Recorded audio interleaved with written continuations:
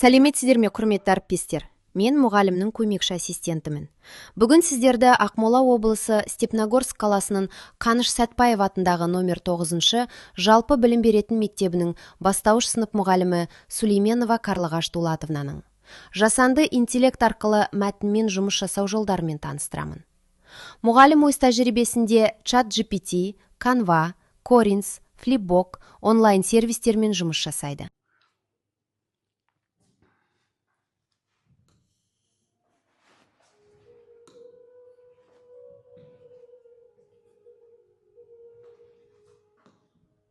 Бұлшықет, міне толық мәлімет. Бұлшықет анатомиясы қанша бұлшықеті бар. Осы жерде мәлімет алуға болады. Және мына жерде бұлшықет көрсетеді. Бұлшықеттерін кеуде, мынау кеудесін көрсетеді.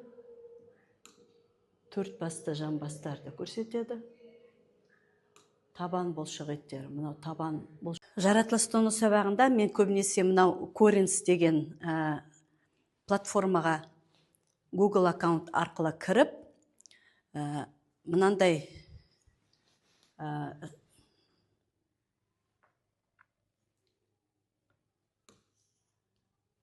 жануарлар, мұнда жануарлар биологиясы, өсімдіктер биологиясы, физика, химия, кез келген пәндер бар. Мен өзіме тиісті жануарлар биологиясын алып, осының ішінде өзіме керек бір тақырыпты таңдаймын. Сонда сабақта балаларда осы балалар 3D видеодан көрет. Мысалы, жануарлар әлемінде қара аюды өтетін болсақ, қара аю бізде толық қалай жүреді, оны көрсетуге болады, оны бұруға болады. Мысалы, тұмсығын, арқасын, дене мүшелерін, қайда мына жерде оның мәтіндері бар тиісті, керек болса мәтіндер кіріспе ретінде.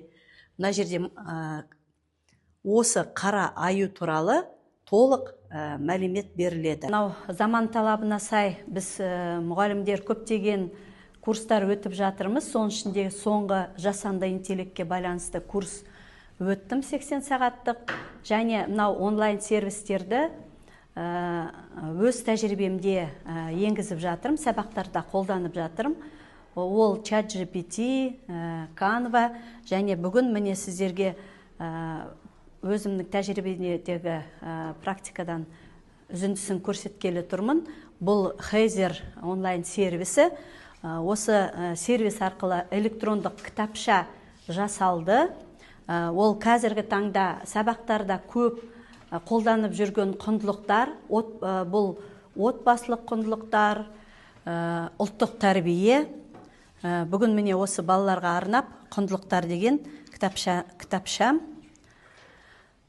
Енді бұл құндылықтар мейірімділік құндылығы. Мына жерде мейірімділік не екен, оның анықтамасы.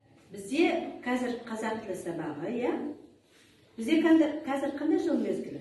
Күз. Мен міне ChatGPT-ға күз туралы мәтін құрастырып бердім. Міне бізге ол қарапайым түсінікті тілде күз туралы мәтін құрастырды. Кім оқып береді маған? Мен. Әне, дауыстап оқыш. Күз жылдың төрт мезгілінің бірі. Бұл мезгіл қыркүйек, қазан, қараша айларына қамтиды. Күзде күн салқындай бастайды. Ағаштардың жапырақтары сары қызыл түске боялып жерге түседі. Табиғат өзгереді. Күз. Рахмет. Мен. Ол бірінші бөлімін оқыды, Енді айтыңдаршы, осы бірінші бөлімі. Бөлімінде біз қандай мәлімет алдық? Не білдік? Төрт мезгілі бар. Жылдың 4 мезгілі бар, ал күз сол 4 мезгілінің біреуі, Жақсы, тағы не білдік, Мақсат? Тағы не білдік? Осы бірінші бөлімде айта ғой. Күздің мезгілдері қыркүйек, қазан, қараша. Мезгілдері емес, қалай дұрыс айтамыз? Күз Ayları ya. Kırkıyök, Kazan, Karaşa ayları. Dürüst. Tағы ne bildim? Жұлдыз? Күзде күн салқындай бастайды. Салқындай бастайды. Дұрыс айтасың. Және? Жапырақтар түседі. Жапырақтары сары қызыл түске боялып, жерге түзе бастайды. Өте жақсы. Бірінші бөлім аяқталды. Балалар, қалай ойлайсыңдар? Бұл мәтіннің қандай бөлімі? Айта ғой. Бұл кіріспе мәтіннің басы екен. Жақсы, рахмет. Екінші бөліміне көшейік. Ерзат, екінші бөлімін оқып бер. Әрі тұрмын ондай. Ал дауыстап балаларға оқып бер. Шылық мезгілі бұл уақытты егін жинауға жеміс жидектер піседі, алма, алмұрт, жезал, қарбыз, қауын сияқты тасты жемістер көп болады. Адамдар ташар егіздегі стектерді өнімдерін жинап алады. Жақсы. Ерзат, бұл мәтіннің екінші бөлімі. Ол қандай бөлімі? Екінші бөлім бізде қандай бөлім балалар? Ортасы дейді, немесе оны не дейміз? Негізгі бөлімі. Жақсы, рахмет, отыра қой. Ал енді қараңдар, екінші бөлімде бізде не туралы беріліп тұр? Қандай мәлімет алдық біз? Не туралы білдіңдерсіңдер осы жерде? Ясмина? Егінді жинайды. Егін жина бастайды, күз мезгілінде барлығы піседі, я? Тағы не білдік? Тағы не білдік? Ал балалар, енді мен тапсырманы күрделі өзгерттім, я? Жаңа егерде біз күз туралы мәтінді оқып, оны талдаған болатын болса, басы, негізгі бөлім, қорытындысын, енді осы танысқан мәтінге жоспар құрастырды. Көрдіңдер ме? 3 немесе 4 бөлімнен тұратын дейді. Қараңдар. Қарапайым мәтінге жоспар құрастырды. Енді қарайық. Бұл мәтін қаншалықты бізге тиімді? Оны өзгертуге болады білесіңдер. Бірінші қарайық. Күз мезгілінің ерекшелігі. Ерекшелігі айтылды ма бірінші бөлімінде? Қандай ерекшелігі айтылды бізде? Айта ғой.